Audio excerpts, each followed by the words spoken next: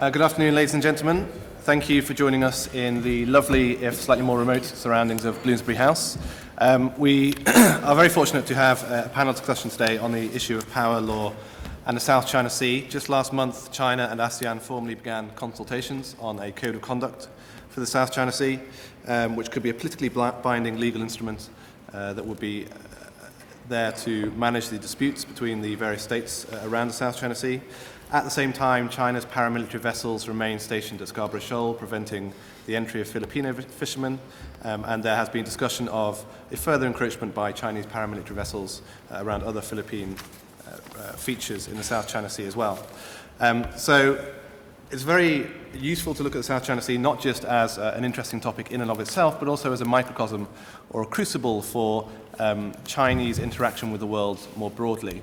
How China acts in the South China Sea, particularly with the smaller, medium-sized powers of Southeast Asia, may well reflect how it's going to act in the world generally in terms of its adherence to international law or its use of power as an instrument to get the goals that it wants to achieve. To discuss this topic with us, we have two very accomplished speakers, Professor Peter Dutton of the Naval War College and Professor Catherine Morton from the Australian National University. Peter is in London. He has chosen the unusual route to gain a professorship before he gains a PhD, but he has just started his PhD now at King's College London and is looking at the issue of China and international law and the UN Convention of the Law of the Sea. Catherine is on sabbatical, writing a book about China and international norms, and is a sinologist with a lot of experience in speaking to Chinese think tankers and policymakers. And I will offer some comments at the end that may or may not be relevant. We'll begin with Peter for 10 minutes, then Catherine, then myself, and then we'll open it up to the floor for a broader discussion. Well, thank you, Christian. Thank you very much for having us both here. It's been a pleasure to meet Catherine and to talk with her over lunch, and it's always good to see you. So thank you very much for the invitation. I would like to begin by, telling you a couple quick things. First, as you know, I'm a professor at the United States Naval War College. I have a Juris Doctor, so why get another degree? It's because I really value the opportunity to think about these questions in a structured way. And so I'm hoping today some of the questions that you have will also advance the question of how to think about the problem of the maritime situation in East Asia. What I'd like to do for you is to lay out the dynamics as I observe them to be. And then perhaps Catherine will follow up with a much more detailed description of the actual challenges involved. So broadly speaking, there are two basic approaches to international dispute resolution. You have diplomatic or institutional options, which involve government-to-government negotiation, etc. And you have power-based options, which is the ability of the state to coerce another state into doing what it prefers.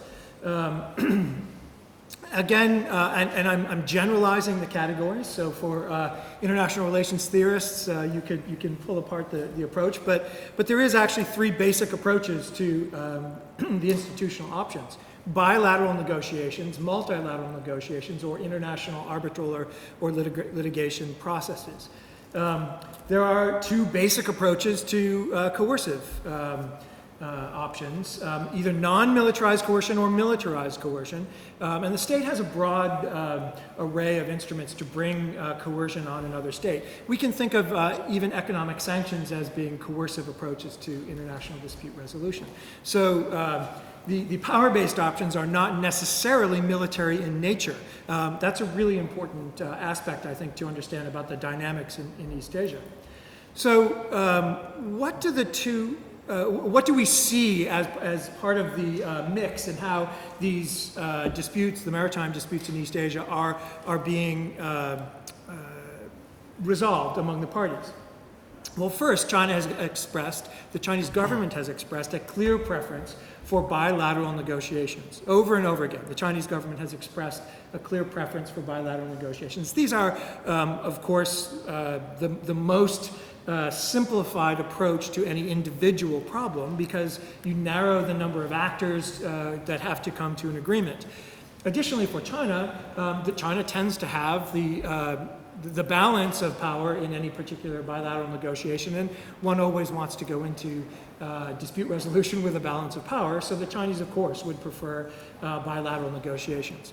The rest in the region tend to prefer, especially in the Southeast Asian region, tend to prefer multilateral negotiations.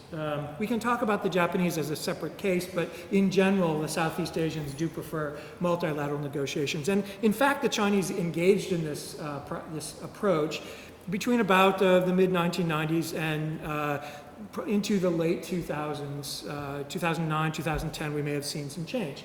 But for quite some period of time, the Chinese government did actually engage in multilateral negotiations with the Southeast Asians. But in the end, that I think the Chinese government observed that that was not getting them where they wanted to be. And so they've sought to make those, my observation is they have sought to make those multilateral approaches, that is to say, dispute resolution through ASEAN and negotiations of a multilateral nature. They have either stalled or sought to divide ASEAN in order to make that process less effective. Third is the International Tribunal. Now, the Philippines, of course, took this particular approach. Why? Why would the Philippines take this approach?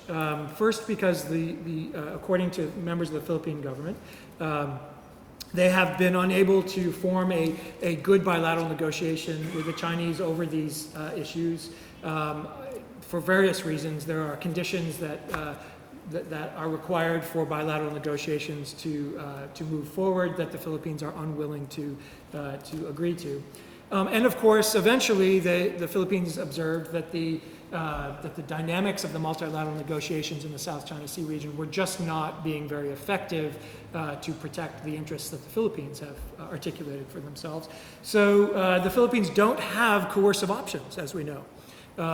They don't have sufficient, substantial governmental power to impose either economic or diplomatic leverage on China, nor do they have any military power to speak of to impose diplomatic or to impose leverage on China. So really what's left for the Philippines is this arbitral approach. And so it does, in fact, I think it has had the intended effect to have put some leverage on China. And my hope is that that leverage will then result in bringing both parties to a more meaningful negotiation, China and the Philippines. Whereas the rest of us might actually benefit from a full and clear answer to the questions the Philippines has presented, it may in fact not be in the interests of either China or the Philippines to have a clear answer presented by the arbitration panel. And so in the end, perhaps using the leverage that they've gained for negotiation purposes might be the best approach on both sides. Now, China, on the other hand, has been deterred from using conflict in the region by two things. In part by the American presence, military presence in the region, and second by well, really three things. Second, by the desire, China's expressed desire for a peaceful development and for the ability to be perceived in the world as a rising actor who will not use force to change the international system.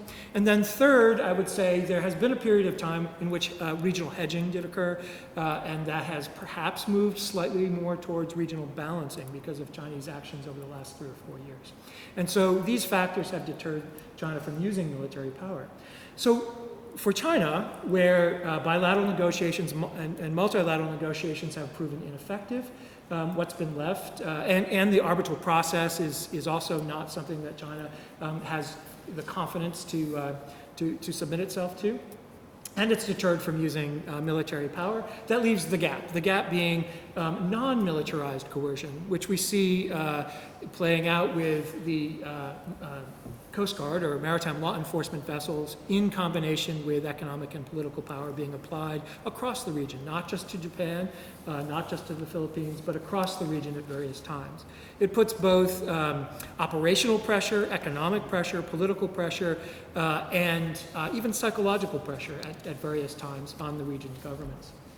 So, we now can see the way the dynamic has played out. Law has played a part in driving the different parties toward their preferred option for dispute resolution, either because they have confidence in the law and the ability of the mechanisms of the law to help support the outcome that they prefer, or because they don't have confidence in the law and the ability of the law to drive the outcome in a preferred direction.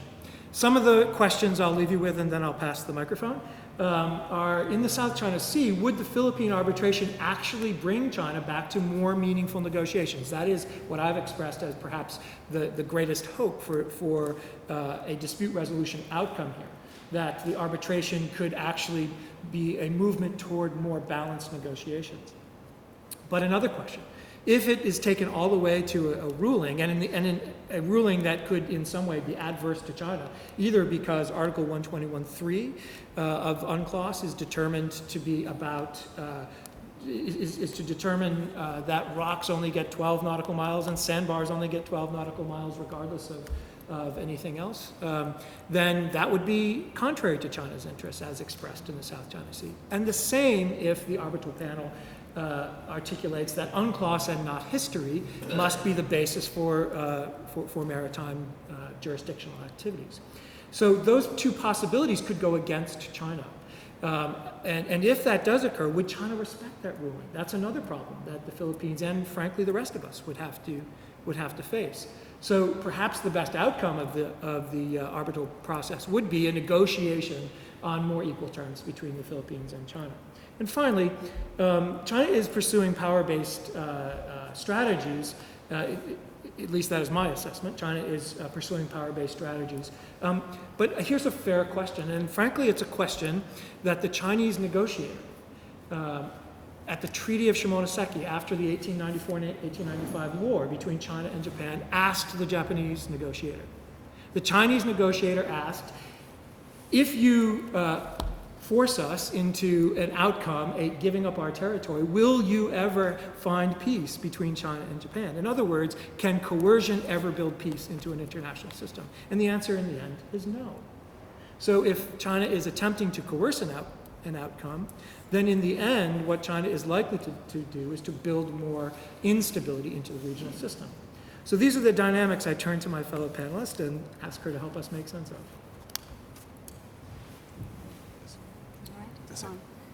Thank you very much, Peter. Quite a challenge you've given me.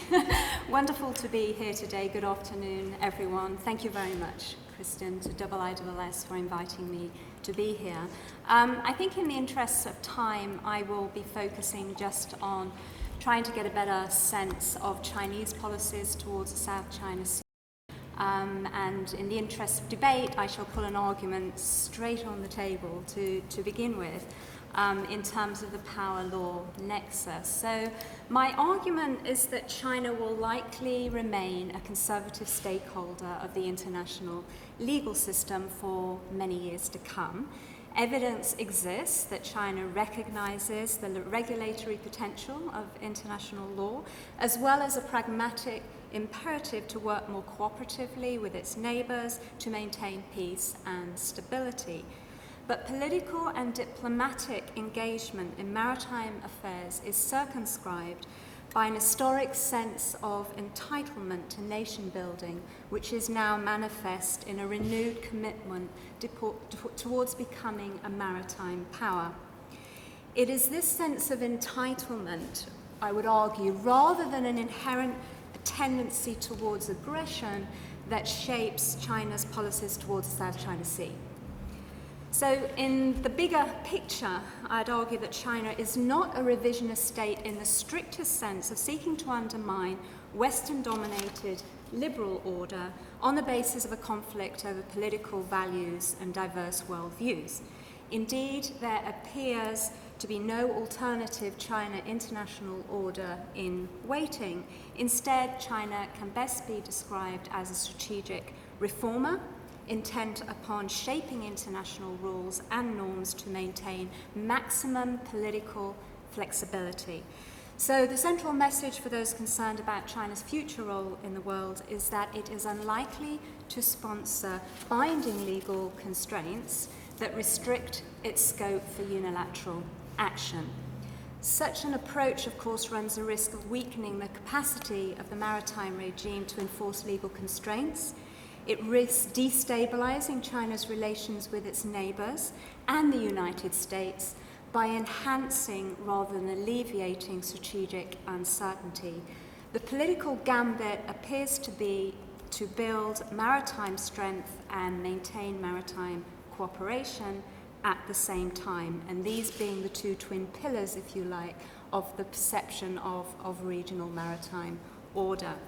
So I know I don't have much time, and please hold me account on the time front. I'm going to focus on two key questions to try and tease this argument out. The first one, why is China so reluctant to participate in multilateral diplomacy and third-party adjudication of maritime disputes, leveraging off already over some of the comments that Peter's made. And second, what really explains China's broader approach to the South China Sea? So these are clearly multilateral disputes. So why is it that China is so reluctant to engage in multilateral diplomacy?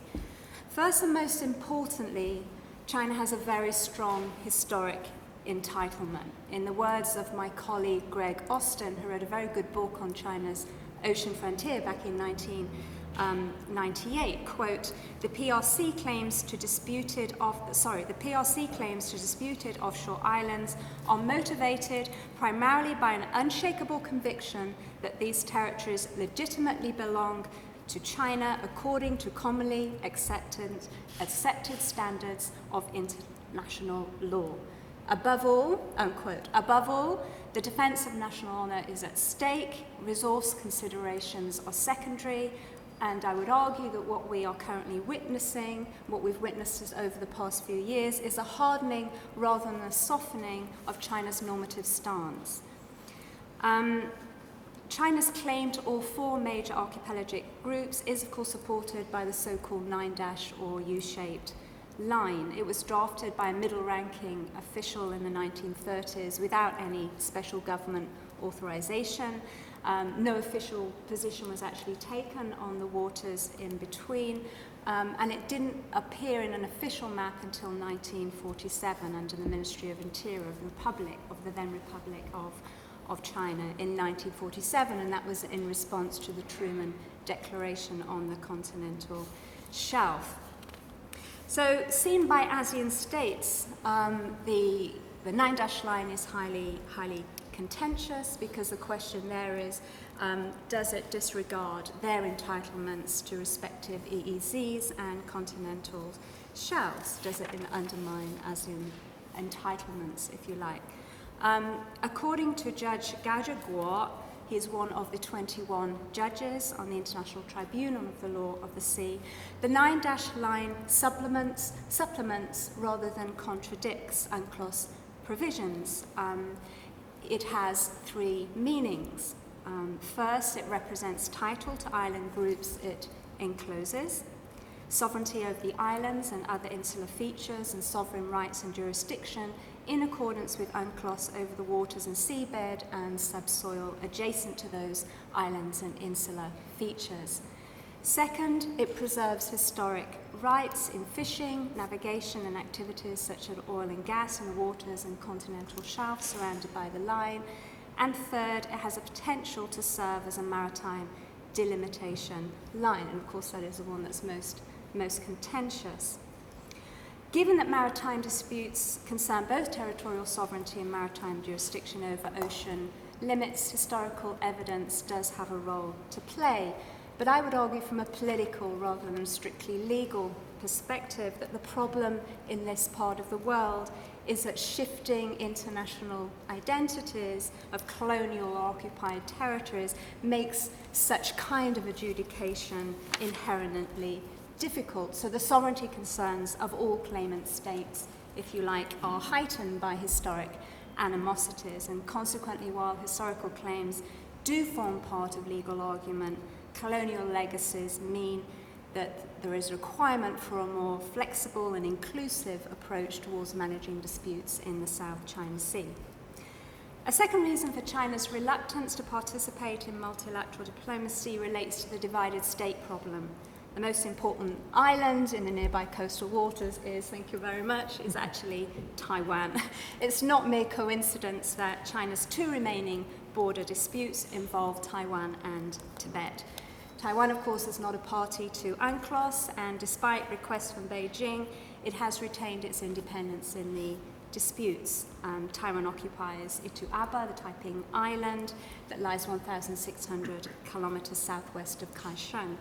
Any attempt at third-party adjudication in the South China Sea raises the difficulty of how to disentangle separate claims made by China and Taiwan.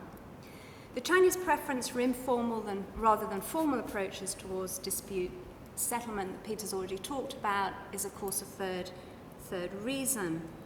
The international legal system, of course, is based on the sovereign equality of states.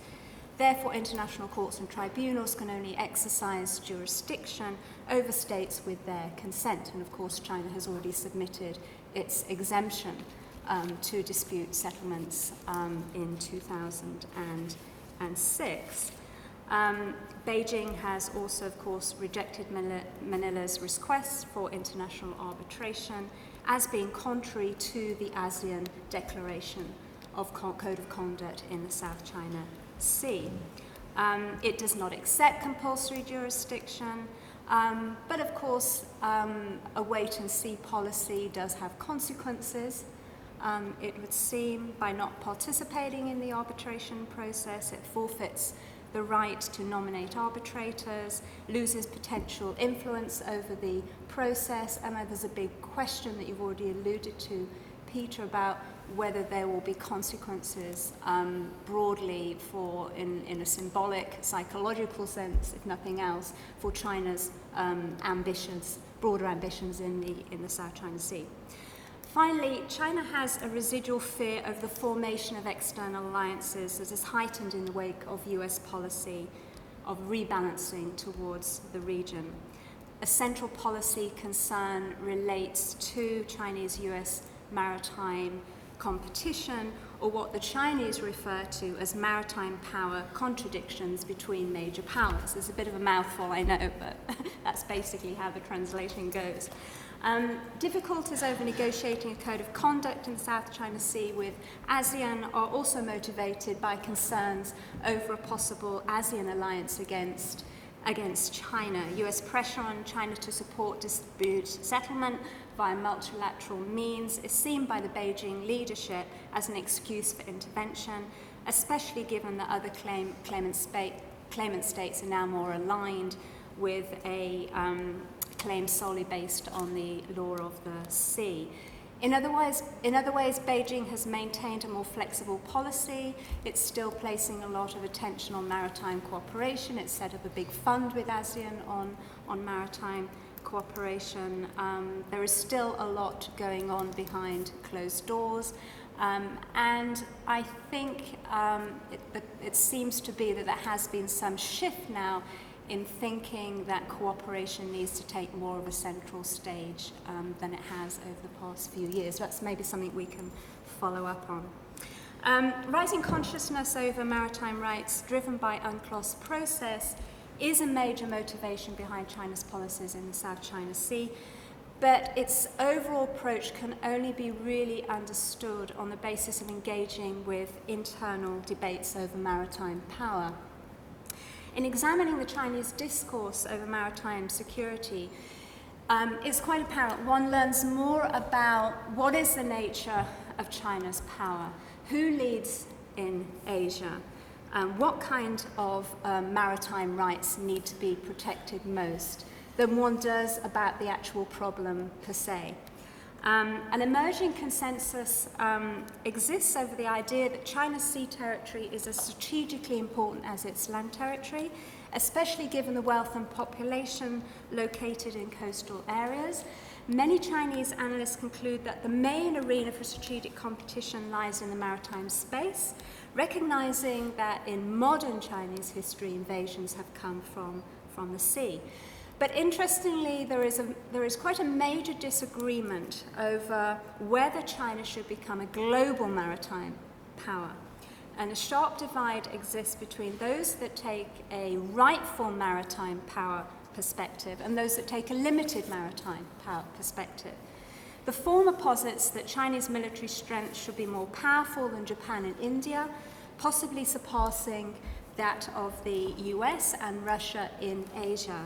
If not, other countries will bully it, as in the past. Many scholars often cite Alfred Mahan's dictum that national power comes from maritime power to support their arguments. In contrast, the limited maritime rights perspective argues that China's maritime power should serve economic development, and that the traditional Western concept of maritime power, understood as controlling the sea through military might, is not applicable either to the Chinese situation or to the modern international system. Accordingly, China's maritime strategy should emphasize sea denial over sea control. A division also exists over advocating the use of force to protect sea lanes, and those who argue that China does not have the capacity to do so, and nor should it try to do so, because it would not be in its interest to. Indeed, a major change is now taking place in military thinking, is that whereas in the past China could forego military ambition for the sake of economic development, the latter, of course, now requires military protection. And the Chinese leadership no longer has the luxury of concentrating on economic and political consolidation. The going out strategy on multiple levels means that there is now much more thinking in China about its place in the world, and how it perceives itself and how it's perceived by others. China is now in the process of developing a maritime power, as highlighted in the 18th Party Congress of the Communist Party of China in November 2012, building its naval capacity, restructuring its maritime administration under the State Oceanic Administration, establishing a new prefecture of Sansha with its capital on Yongqing Island, and making plans to integrate the needs of the maritime economy into its 5-year planning. For the moment, the Chinese leadership appears to be taking a comprehensive approach towards maritime policy in order to address multiple pressures that it's now facing in terms of facilitating trade, defending its legal rights, safeguarding national interests, and maintaining regional stability all at the same time. Above all, the quest to become a maritime power is now central to the Zhongguomeng, the Chinese dream, the great rejuvenation of the Chinese nation. So what are the implications for China's role in the region? I would argue that China does not stand in direct opposition to the international maritime regime, nor is it simply subscribing to the extant rules of the game. Rather, it appears to be pursuing a pragmatic strategy of seeking to shape regional disputes on its own terms. China is unlikely to use force to defend its sovereignty claims, but it does seem to be the case that geopolitical imperatives are now influencing diplomacy. The approach is not without its risks. The Chinese perception of its status in the world is at odds with other maritime states. In the late 1990s, China took a positive stance and integrated into the ASEAN way. The question that arises today is whether neighbouring countries will subscribe to the Chinese way. And I shall leave it there. Thank you very much, Catherine, and indeed, Peter. I think we have two presentations with different foci. On my right, Peter very much focused on the power-based policies that China is pursuing in the South China Sea, whereas Catherine referred to China as a reformist but not revisionist state that accepts the primacy of international law and will use mainly geopolitical policies to further its goals. I mean, I would take, if I may offer a quick 5 minutes, I would take a position that rather boringly disagrees with neither of these points. I think, personally, I see China as accepting and believing in the primacy of international law, but sees it as a means to an end rather than an end in itself.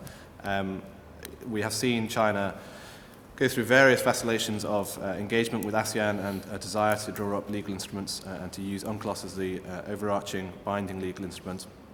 And China has certainly no interest in there being an anarchic international system in any way. It recognises there are many benefits to be had from international law that it has benefited from in the past and will do so in the future. It's very actively participated in or joined multilateral organisations such as the WTO. It's not necessarily active, but certainly a worthy member of the UN P5, and it's used its veto far less frequently than any other of the P5 members.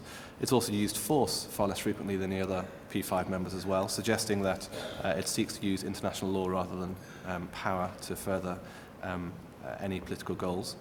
In situations such as Syria or Sudan, perhaps for self-interested reasons, but equally perhaps for ideological reasons, it tries to emphasize diplomatic negotiations rather than the use of force to resolve these very difficult situations. It has signed and ratified UNCLOS, unlike the US. It has made UNCLOS central to the Declaration of Conduct, even though it has opted out of some of the arbitral mechanisms for dispute resolution. It's a member of the NPT, the BWC, the CWC, and its views on nuclear proliferation increasingly align with those of the West as well. In its disputes with the East China Sea, over the East China Sea with Japan, it very frequently references the post-war treaties drawn up in the wake of the end of the Japanese Empire and the Second World War. So there's clearly a view within China that international law is important, international law serves a purpose, and the Chinese should succumb to it to some extent, to participate within international legal instruments. But it's also true that China has used force and continues to use force in the South China Sea to further its aims, not just in the current situation with its paramilitary forces, but also in 1974 and 1988 with its navy in short battles with the Vietnamese. It certainly prefers bilateral negotiations, as Peter highlighted, rather than multilateral negotiations. So I would suggest and put forward as a theory that China uses international law as a means to establish baselines and an architecture to prevent any kind of conflict, but without becoming too interventionist in its own policies as well, so that China can then create a space in which it can negotiate bilaterally and further its own goals over which it has a particular amount of power, while at the same time using power-based coercion to further its interests without transgressing international legal principles. So it is essentially international law being used as a dispute management mechanism rather than a dispute resolution mechanism, to some extent simply to prevent conflict in the short term, therefore biding time and creating a more powerful situation for China in the future, and at the same time allowing space for China to continue negotiations on a bilateral process rather than a multilateral process where possible. There's a lot of different topics that have been discussed so far today, and there are different opinions on this panel, as I'm sure they're on the floor. We have about half an hour left, so I'll open it up to the floor for questions as well. If you could provide your name and affiliation before you ask a question, that would certainly help the panelists. We'll take the first one here. My name is Mahmoud Ali. I'm a member of the Institute and a student of Justice and Revisions. Thank you for sharing your insights and questions to both Mr. Wong. How do you see the Chinese reconciling or trying to reconcile the tension between, on the one hand, making sure that their claims are most absolute, invalid, non-negotiable, that's on the one hand. And on the other, China, as you suggested, wishes to stay within the non-revisionist status quo orientation as far as the regional security is concerned. Are these reconciled? And are there any discussions within China about the tension between these strands, if you like? For Professor Dutton, when American officials talk about U.S. national interest in freedom of navigation in free seas, are they talking just about America's presumed right to carry out closing ISR operations in China's and North Korea's exclusive economic zone? Or are they talking about international trade and commerce as well? Because there doesn't seem to be any dispute about the latter.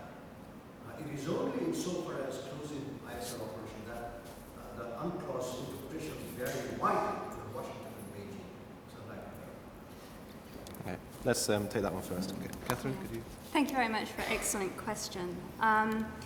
Essentially reconciling defending claims in an absolute sense versus a more cooperative approach, so to speak. There is, of course, a lot of debate in China.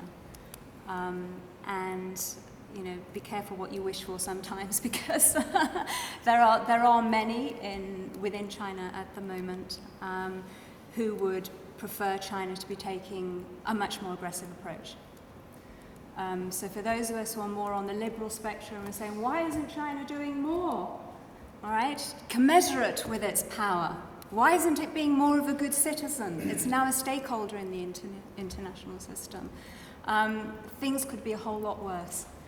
I was just at the moment, the Chinese government's taking a pragmatic stance in trying to navigate between these different very strong sentiments within China today. The Chinese society is very fragmented as well, so you have public opinion now becoming a major issue as well. Public diplomacy is turning inwards, if you like. Chinese policymakers have to do as much internally as they do externally in terms of explaining their positions now. There's a vocal and yet still minority vocal voice in China that wants China to have its rightful place in the world and to act more assertively. And so the Chinese government has to manage all that. It's not easy to reconcile. And whether it's sustainable is the question, I think, that we have to ask ourselves. So I shall leave it. Peter, freedom of navigation? Yeah, thank you for the question, actually. This is, it's at the heart, actually, of a lot of the U.S.-China maritime dialogue. I must say, before I answer the question, that the views I'm about to give are my own personal views. In fact, I'm here on personal leave, vacation time, not actually on government time. When I left my home, I was on furlough, in fact. In any event, these are my personal views. But I have observed that there has been a shift in the dialogue between the United States and China over the last decade. And the shift in the dialogue really began just a couple of years ago. Initially, the discussion about freedom of navigation between China and the United States had to do with very technical details of law. It has shifted dramatically into a discussion based more on how to order the Chinese and American relationship. In other words, it's a shift from law to policy as a basis of discussion. I actually think that's a very healthy thing, and it suggests that that my colleague Catherine is correct, that while China seeks to make some revisions to the international rules that govern order, they're not trying to throw out the whole book. So there's a shift from the details of law to a discussion about policy and what should be the proper order in the relationship between two major powers, right? So that's the first observation. The second is that it is in fact the close-in operations that are that the Chinese express their most difficulties with, right? So it's in fact, in the dialogue, it's often not a suggestion that the American activities anymore are per se illegal, but they're inappropriate and perhaps backed farther away. And that's actually a fair point for discussion, I think, between China and the United States as to whether that's appropriate, given the relationship that both the United States and Chinese leaders have discussed that they desire to develop, right? So that's a healthy development. The second thing I'd like to say is that what we've also observed over the last few years is that the Chinese have begun acting differently. As the Chinese naval power has increased, the Chinese have begun acting more like a naval power. They certainly have begun undertaking naval operations in the exclusive economic zones of others. And I mean for purposes other than mere passage. So there's the observation that Chinese naval vessels have undertaken activities of some kind, operations in general. It's hard to observe what exactly is going on, but it's obviously more than mere passage. In the exclusive economic zones of Japan, Korea, and even the United States, South Korea, I mean, and the United States, specifically Guam and Hawaii. So And by the way, I give the examples of Japan and South Korea. Our understanding, my observation from the news reports, is that these operations are in areas that would not be under dispute. Right? So it's fair to ask the question, would the Chinese be undertaking activities in the exclusive economic zone of South Korea or Japan if that area is not delimited or in some way under, if it's in dispute. But our observation from the news reports has been that they've been much closer into the coastline. Most recently, this past spring, there were observations concerning, in the news, concerning Chinese submarines just outside the territorial sea of Japan. So, okay, what we are observing is that in terms of freedom of navigation, the Chinese are also behaving differently. So that's I think in part an answer to your question, because is this really just about commerce, or rather military activities, or is it also about commerce? And so the answer is it's really about the military activities. There is no dispute. No one has disputed, the Chinese nor the Americans, that there's any interference with freedom of navigation for commercial purposes anywhere. The real debate has been what does the law allow in terms of military activities in the exclusive economic zone, right? So in areas that are undisputably the Chinese exclusive economic zone, the Chinese assert as a matter of law and policy that the coastal state would have a right to exclude military operations, including intelligence gathering and exercise, but the Chinese have actually not suggested that military movement, freedom of navigation, in other words, in the sense of military movement traversing through the exclusive economic zone, ought to be per se illegal. In fact, the Chinese do that all the time, right? We know that they do that with traversing with other countries. In fact, they must in order to get out into the open ocean.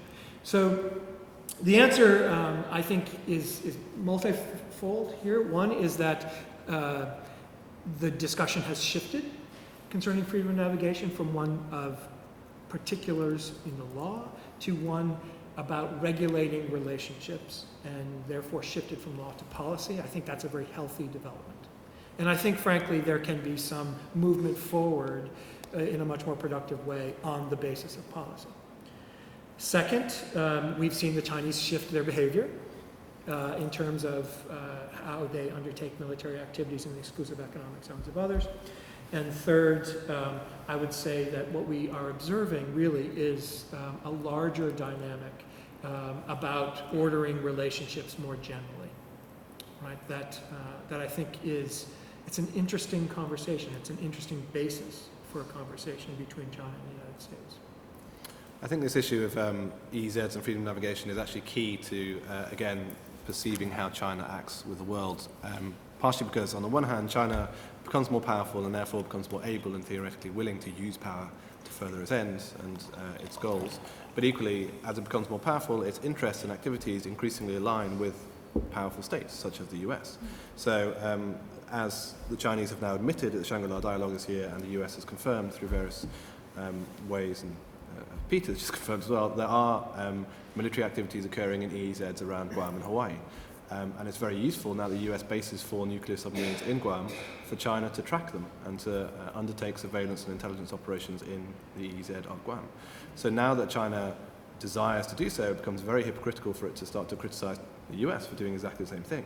And so we see a shift in China's interests and goals becoming more aligned with those of the West. It's just a question of whether that shift is significant enough on a broad range of topics to mean that a more powerful China acts exactly the same as a powerful state will and succumbs to international law more broadly, I think. We've got one question over here and then one. Okay. Gordon Barris, member of the Institute. I'd just like you to clarify, if you would, what do you think China would have accepted international legal title to under the broadly accepted interpretation of the sea? What is it that they would gain in terms of exclusive economic zones linked to what physical features in the sea that they would have that people wouldn't contest just because that is the widely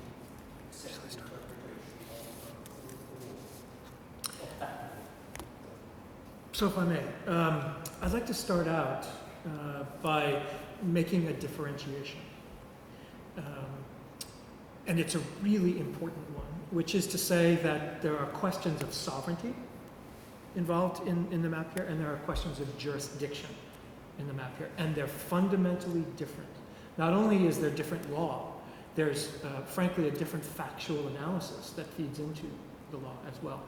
So that's the first thing. So the question of sovereignty is the starting point in many ways, which is to say, who has sovereign authority over the islands in the South China Sea?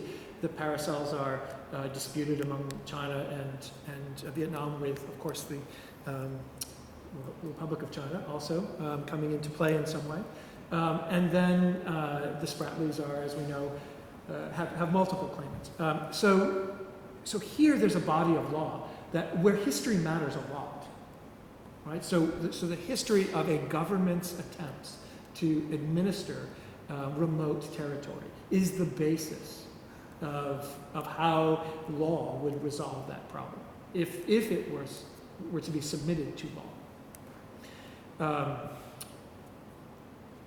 The questions of jurisdiction, however, unless the international arbitration that the Philippines has initiated tells us differently, and I don't suspect it will, the question of history is of much less importance, and perhaps even of no importance, in resolving the question of jurisdictional boundaries. And rather, geography is the basis.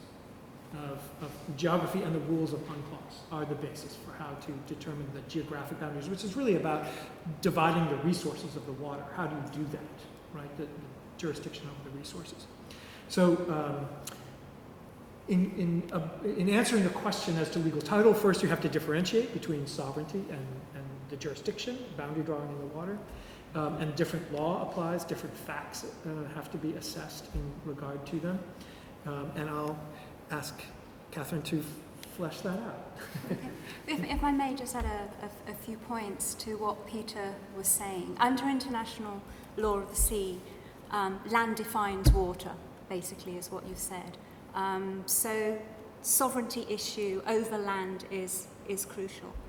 And it's really interesting when you look at two states like China, continental power, huge landmass power, wanting to become a maritime power. And you look at the Philippines, an archipelagic state like Indonesia, two of the major archipelagic states in the world, where you have a water to land ratio of 9:1.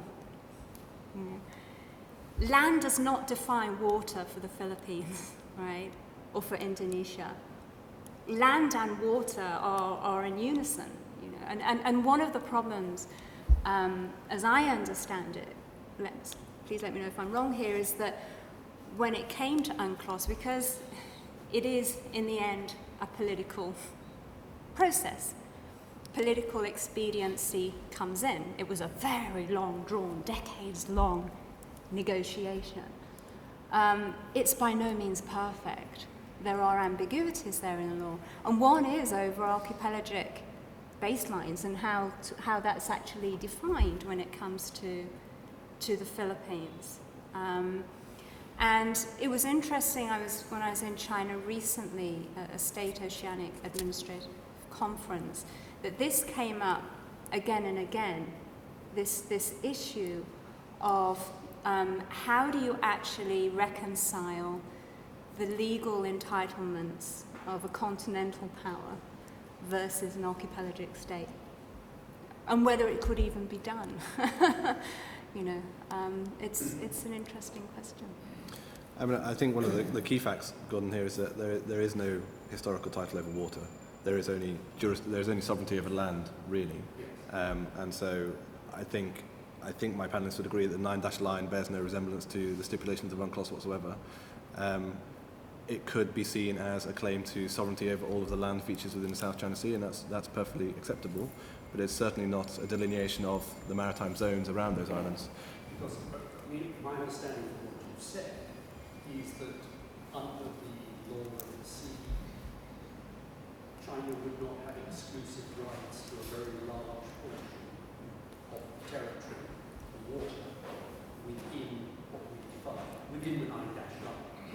And so China is basically has an interest in using a whole range of techniques to try to reinforce its historic claim. And part of its wish to restore its historic claim is not to have other people challenge it. And this is something that I think we have noticed in a number of cases. And as much as I was taken with the points you were making about an interest in cooperation, one of the question marks in my mind was how did the James Shoal incident fit in with the idea of cooperation? I mean, this wasn't a sort of a casual event. No. You have their largest, most modern amphibious carrier. If I remember, it was one air defense destroyer, 2 frigates, the helicopters, 600 men, a memorial to put on the island, and a television performance to go with it. I think a memorial to put under the water, if I remember. It's there is no actual island.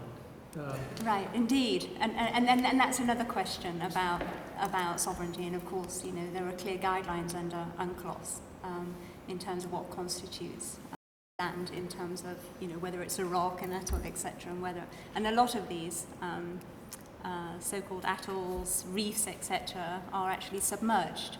I didn't have time. Some of the pictures are quite extraordinary. Yeah. Sort of, you've got this tiny little thing with a flag coming up. It's very puzzling. I'd like to add something to the answer to your question, which has to do with the 9-dash line. Really, there's only 2 ways that China's jurisdictional entitlement might bear some resemblance to the 9-dash line. And this is why the Philippine arbitration, I think, is so important. There are 2 possibilities. One is that if any feature that is land, which is to say it's no matter how small, it's above water at high tide, gets a full measure of exclusive economic zone and continental shelf, 200 miles, right? Then, if you draw 200-mile circles around every single feature in the South China Sea that's above water at high tide, you get something not entirely different from the 9-dash line. It's not the same, but it's not entirely different. That's the first.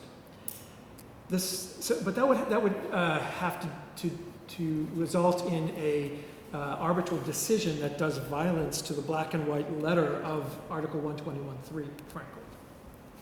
Second is history. That if there is some way that history can be incorporated into jurisdictional decision-making, then perhaps the Chinese can make an argument that there is a historic entitlement.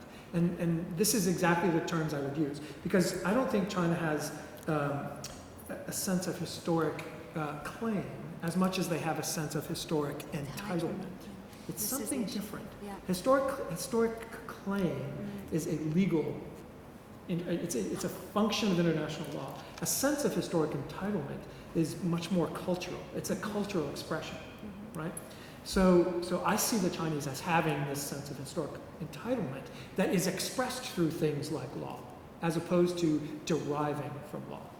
So, and I think that's an important distinction. So why do I think the UNCLOS arbitration, the Philippine arbitration could be so important, is that whether they find jurisdiction or not, I think the UNCLOS arbitral panel will have to assess these 2 points, Article 121.3 and the question of history, in order to determine even whether they have jurisdiction. And then, if they do have jurisdiction, because there's sufficient claim stated in the notification that there is something left over when you accept out the 4 areas that can't be considered, right? Sovereignty, boundary making, military activities, and historic title, right? Those 4 things. And I think, personally, I think there is something left over that they would be able to rule on, but we'll see. We will have one definitive and clear international opinion about those 2 points. about whether the question of history survived the negotiation of UNCLOS, and whether Article 121.3 can be interpreted expansively. Just a quick point, I think my view is that the whole purpose of the negotiation and the trade-offs made in UNCLOS was to obviate the question of history. In fact, the reason UNCLOS was negotiated was to take what was a patchwork of historical approaches globally and to bring some order to it. In other words, it was to move beyond national or regional questions of history and to come up with some global order that if followed, reduces international armed conflict over questions of jurisdiction to resources at sea. This is the purpose of UNCLOS. So I am of the mind, at least were I one of the arbiters, I would say that history did not survive. It was negotiated beyond it. And Article 121.3 is plain on its face.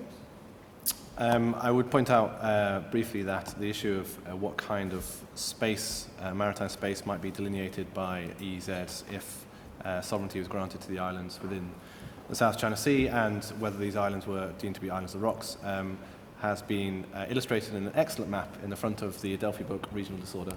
So I would recommend all members reading that when they can. We've got a few minutes left, and I've got 3 questions on my list. So if we take them as a group, and then we'll answer them all at the same time. So we'll take the first over here.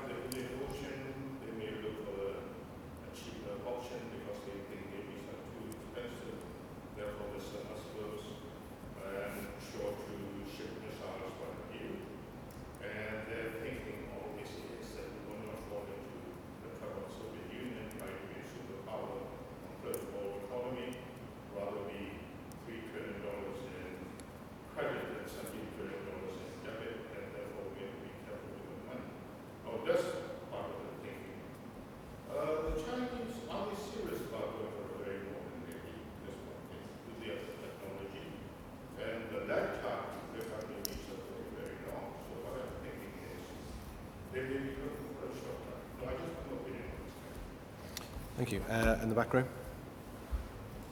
My name is from Vietnam, my question is, do you think that the U.S. government will be neutral about China's use-like air Whether the US government will be neutral about the 9-line. And in the front. Yeah, thank you, Tim. Tim Wells in East Coast. I was wondering whether there might be a hint in all of this as to who is actually involved in policy making in Beijing on this. Certainly the new utopia appears to be that the PLA has a pretty major seat at the table. I also understand from Beijing myself that this is not taken by the Ministry of Foreign Affairs like policy in Africa or Latin America. So clearly policy making on the South China Seas is taken by exceptional means, probably in the party somewhere, but with the PLA with a fairly major set of seats at the table. Thank you. We'll let all 3 panellists wrap up now and answer the questions at the same time. I think, in particular, Catherine, if you focused on ASEAN unity, policy making within China between PLA and MFA, and Peter on Mahanian development of a blue water navy and the US government's neutrality, that would be great. Let's start with Catherine. Okay, thank you very much for the question. The end of the question was, is China serious about building a modern navy? Yes, I think I think it most definitely is, and that is now manifest in the naval build-up and some of the issues that Peter was raising. It's been a long-term strategy. There's been a debate over China's naval power for decades. It's not as if this is suddenly just happening now, with an escalation of disputes in the South China Sea. But there's always been that question of scope, which I think your question really gets at. And there is a big strategic debate going on at the moment about looking east versus looking west, as you rightly point out. And the whole policy perspective there is that it is also in China's interest not to get too caught up in the South China Sea, the issue of American presence there. There's always going to be this competition, and therefore should China be looking in alternative neighborhoods where it has more freedom to maneuver, and therefore one of the arguments is that China should be looking more west, more into Central Asia, and you're seeing that now with a huge amount of infrastructure building going on the energy front, and trying to shift the sort of the regional dialogue there with Russia as well, into not just simply looking at counterterrorism, non-traditional security, but more into the economic space. So the geo-economic imperatives suggest that China has a broader strategy, if you like, when it comes to its naval build-up and also how it sees the world strategically, if you like. The ASEAN unity, there is as ASEAN disunity, and that in part relates to their relations with China on an individual level, as well as a grouping. And of course that came out very clearly when Cambodia had presidency of ASEAN, and was very partial to Chinese preferences to keep the South China Sea disputes off the table, off the agenda.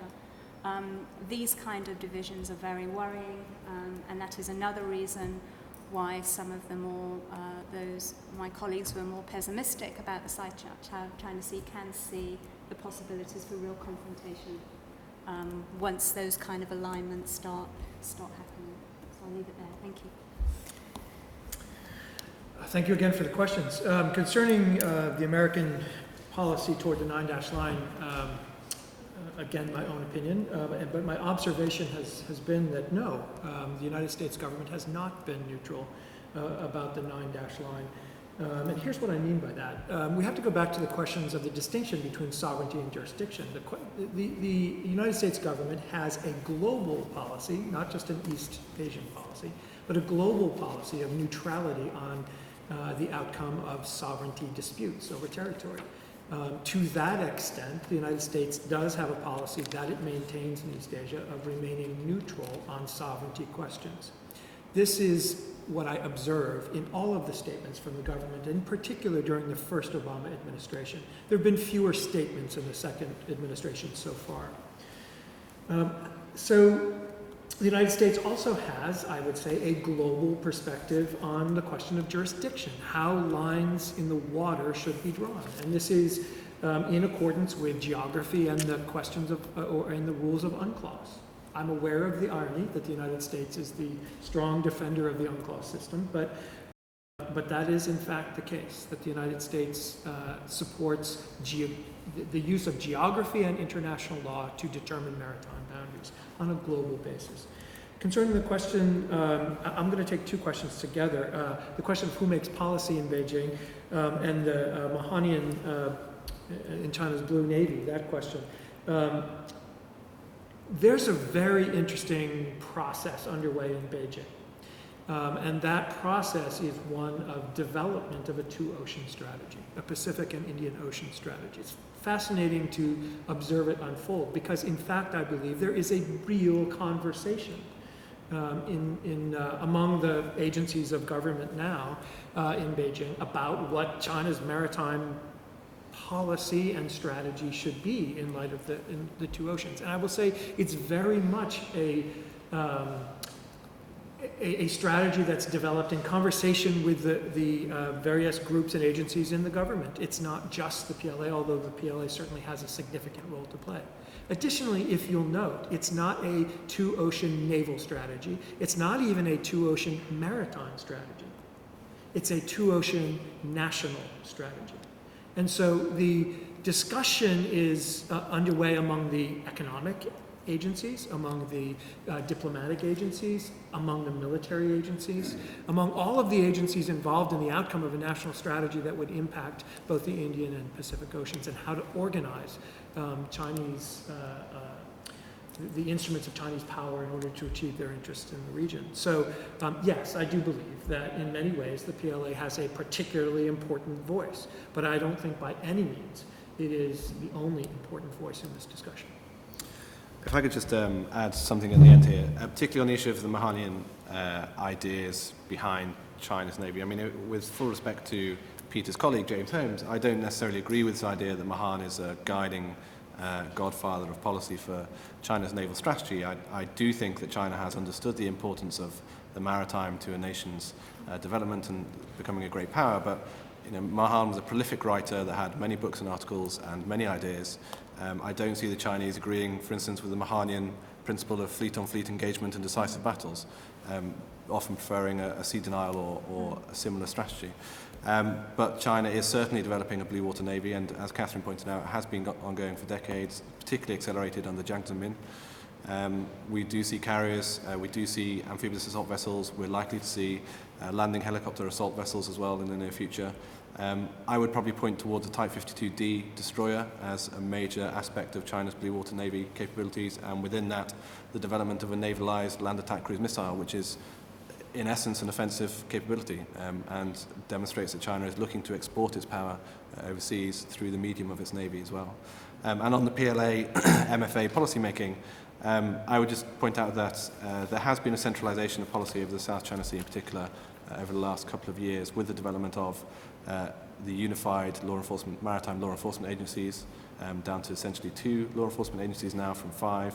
The centralization under the State Oceanic Administration of policy making towards the South and East China Seas, the development of a leading policy group on oceanic matters as well, including Politburo members and directly subordinate to the Politburo Standing Committee. So China has realized the importance of making coherent and decisive policy on maritime matters now as it tries to become a maritime nation. And I also think that this issue of different agencies competing with each other and having different policy agendas at times has always been something of a chimera. A Chinese commentator I spoke to called it a Peking opera, where everyone has lots of different masks and they're making lots of different noise, but there's always a director behind the stage. And there's always some order to the chaos that you seemingly see on the stage as well. So even in the days with the 5 dragons stirring up the sea and the various agencies, I do think that there was some national strategy behind the assertiveness that one saw at sea as well. But that has certainly taken us over time. There were other questions and discussions to be had, but unfortunately we'll have to draw it to a close now. So all it remains for me to do is to ask you to join me in thanking both Professor Dutton and Professor Morton for joining us today.